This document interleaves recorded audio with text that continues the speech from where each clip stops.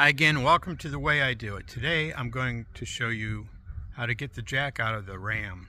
Okay, so I've got my 2015 Ram 3500 and I want to get my jack out and raise my back tire. On these Ram Gen 4 trucks, the jack is right here on the passenger side under the seat. So you see, the first thing is it says pull.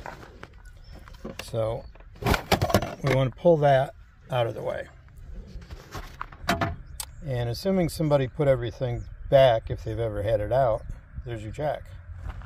There's a little thumb screw right here. You want to loosen that. And the whole thing will slide right out. Alright, so with this out, you just take it with you and carry it, and you can actually work off your tailgate, but it's going to be in the way. To remove your jack from this little carriage, you actually grab the thumb screw here and unscrew it, doing counterclockwise, lefty-loosey, and the jack will actually come right out of there. So the piece is contained in here, kind of self-explanatory. Okay, so this funnel-shaped piece, this is actually a funnel. This is intended to be used if you have to put fuel in with this capless fuel system. What it does is it'll open this door and it'll get the fuel down far enough where it won't come back out. Because if you just open this door and try to get the fuel in, it won't work properly. It'll pile up the top. So yeah, you need that to go down inside, and then you put the fuel inside that. And that's kept under the seat. So it actually shows it to you right there. It just looks like a funnel, but it's in your owner's manual too. See, it says look in the owner's manual. 1, put the funnel in. 2, add fuel. And it shows you how far. Because see here, when you're putting fuel in, you have to push it all the way in. It shows if you only put it in far enough to open the door, you'll have fuel splashing back out. Okay, back to the jack. So this is a truck with dual rear wheels, so you have this extension. The great thing about this extension is it's fairly rigid, and if you have an impact wrench, you can use this extension, because sometimes impact wrenches have using like a regular extension on them. For example, you see this is my torque wrench to get the proper torque, but I have like a 12-inch extension here. This extension actually works like a spring. So if you're using a socket, like in this case I have a standard chrome socket, if you're using that socket to remove the lug nut and you're using that 12-inch extension, it may interfere and not allow, no matter what kind of tool you have. Now that's a high torque metabo impact, but if you're using it on an extension, that actually can work like a torque stick even though it's not. So using this extension may work. If nothing else, it'll work with your factory one to reach inside, because the dual wheels are much deeper and you have to reach inside to loosen the bolts. Okay, so what else do we have on here? We have all these that connect together. Now this first one, that's the important one. This goes in the jack. And if you see this actually, not like that, it actually goes in the jack. And this way you can actually slide the jack under the vehicle and get this in any good spot. It can be, since this is a 4-wheel drive, you basically just put this under the axle tube. Now if you're like me, a lot of times you'll carry a block of wood. So having wood in the back of your vehicle, you can just set this on wood. That way, if you're on the side of the road in a soft area and you have like a piece of a 2x12 or something, I have rough cut lumber. But let's say you happen to have a sweet piece of mahogany around like this, which I'm not gonna jack the truck up on, but yeah. So that gives you a better footprint. So if you're on the side of the road, so it's not a bad idea to have a piece of wood with you. before you even get to jacking up the vehicle, you want to remove your spare tire. So what you can do is take a couple of these, and these are all the same.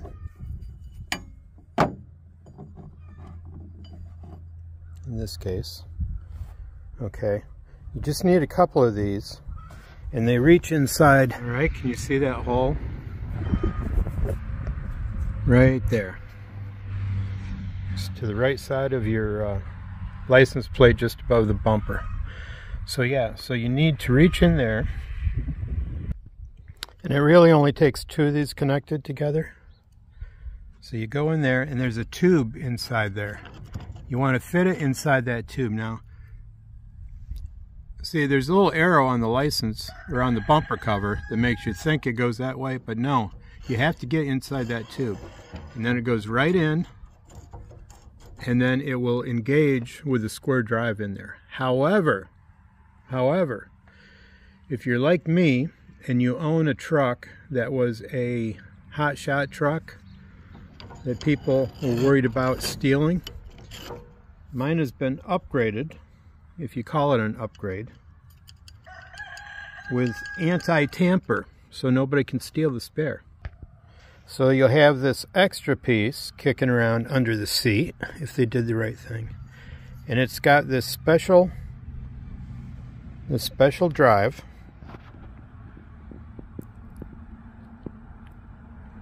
It's very shallow, and that's got to engage with a piece that's been put on the drive for the spare tire. Now these things I hate.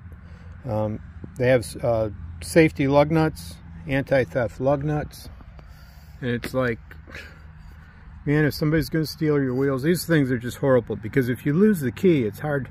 I mean, they have sets that you can buy to get them off with, but a lot of times when you have a high torque lug nut, that little baby doesn't quite engage properly, or high torque on your jack. But yeah, so that's what I've got. So that will go in there. And see, now on this one, for example, the little tab is missing too. So you know, we could jam some paper in there to make it stick, but it'll still come out. So that just goes in there, and that will engage that way. And then you take your tire iron, and it goes that way. Now you can add more on there, so you can stand back a little bit. You don't have to interfere with your bumper. But then you do that, and then to release, it goes whichever way to release.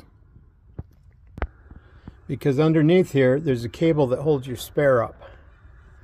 Here's a tube that goes into where it's driven, and it actually has a gear mechanism to give more leverage to pull that up around the sprocket or the pulley.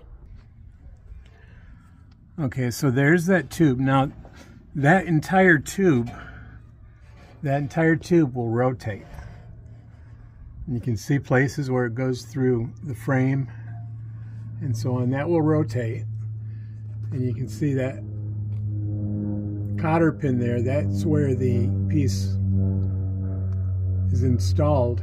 That is the anti-theft piece. And this is not accessible if the tire's in here. Okay, so then if you turn it conventionally, if you turn it clockwise or counterclockwise, it will release, and this will come down. And if you turn this clockwise, which is righty-tighty, that will pull this back up. Okay, so that should explain it.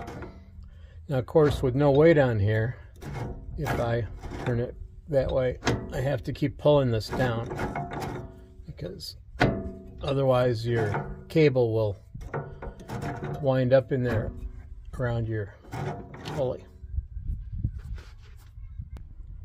So just to explain a little more how this works, I removed the tube from in there by pulling the pulling the cotter pin out. Now this tube, again, my truck is 9 years old. This tube can rust if you don't have fluid film on it. So it can rust through. That in itself won't be the problem. The problem is this driver. So I can't go backward because I don't have the driver that came on the truck. The truck would come with the driver with a square end. But if you look at this carefully, what do you see there? It's got crap in it. So somehow this tube got debris in it from 300,000 miles going down the road. It somehow got debris in it. That debris got pushed down that tube and it got in that thread. Now if it was just square, it would be a lot easier to connect it. But if you then try to take your tool, it's not going to lock in place. You're going to have an awful time when you're out on the road trying to change a tire. And in my case, when I was changing my tire recently, it was early morning. It was like 6 o'clock in the morning. It was still dark. So I'm out in the dark trying to change it. And I had to work really hard to get that to engage. So since I don't have the square driver, I'm just going to clean that out and put it back together. And clean the rust off here. And then just put some fluid film on it. Alright, so there you go. It's all cleaned off, wire brushed off. Now, most people would be tempted to paint it. They'll go, oh, I want it pretty. Let's put some protective coating on it. Well, the problem is it's still got all this rust in here. And if you understand the formula of how rust works, rust actually creates oxygen and it uses water to rust some more. So the long formula of rust is if you have rust and you seal it in, it's still got everything you need to make more rust. So yeah, it's just going to rust some more. The best thing is to put fluid film on there or some kind of oil and cover it. Now, a product like Pour 15, that'll make it last a little longer because it does bond with the water that's in the rust, because rust is impregnated with water. But it's still, over time, it's still going to rust. So the best thing is put fluid film on it, and that will block out all water and oxygen as best you can. So I'm going to put this back together and then throw some fluid film on the outside. The inside of the tube just needs to stay clean. Okay. And again, like I say, I can't go back. I can't go back because I don't have the old square drive, and I got to stick with this anti-theft system here. But I got all the little chunk of dirt out of there, so it'll work for me again.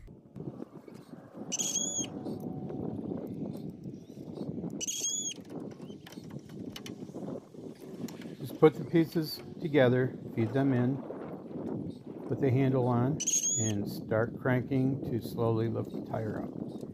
You have to check under to make sure the tire doesn't catch on anything. If you have a second person, they can crank while you guide it. Just don't get under it in case it comes loose. You have to clear the trailer hitch. There's a heat shield.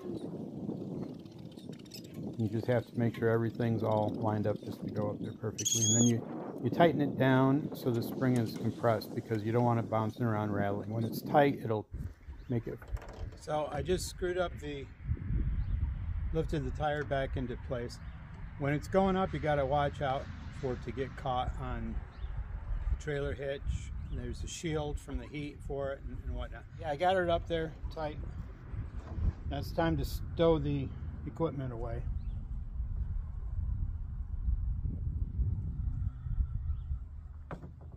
Cold. I don't believe there's any order for this.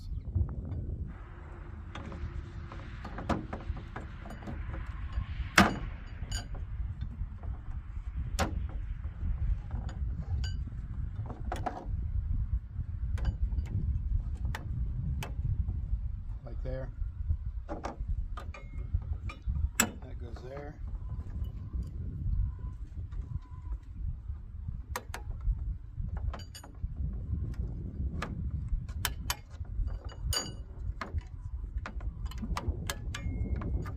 course, this is your anti-theft device that just goes in here.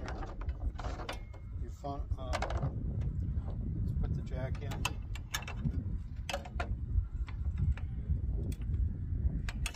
And the jack, you want it to catch on one of these notches. There's notches there. So let's get this right.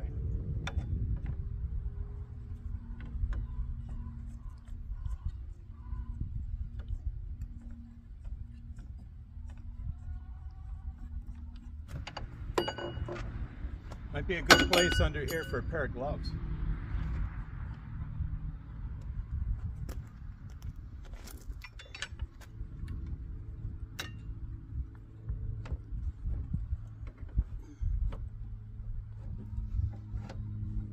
There's two. There's a stud it catches on, and then the locking stud. Okay.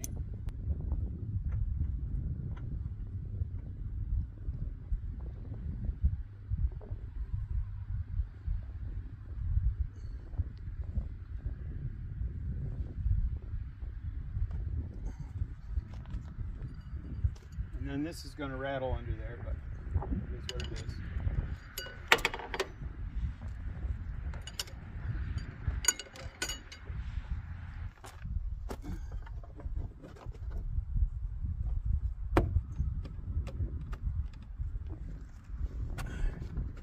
You're good to go. And those are some tips on using the spare tire jack on a Ram 3500. Mine's dual rear wheels. It probably applies to most. Thanks for watching. That's the way I do it.